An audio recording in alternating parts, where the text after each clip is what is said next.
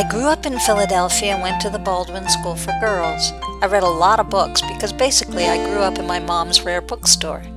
I went to Yale and studied Chinese language and literature by day and worked in a rock and roll bar and was lead singer in my college band by night.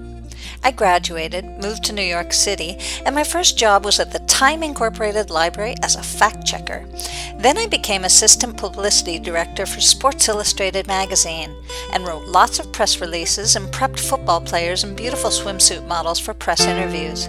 I wrote and produced a radio show for Time International magazine, directing voiceover talent and coming up with cool sound effects. Then I went on my own as a freelance publicist for Andy Warhol's Interview magazine and Manhattan Inc. But not feeling quite at home in corporate life, I dropped out and became the administrator of the nonprofit Arts and Education Latin American Workshop.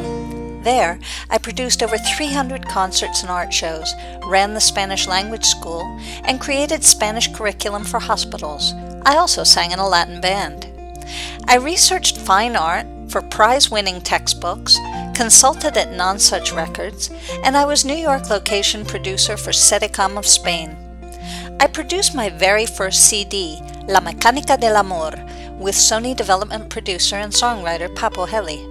I decided to take my show on the road, and I toured Europe for almost 4 years, playing cruise ships, Irish pubs, and anywhere that would hire us.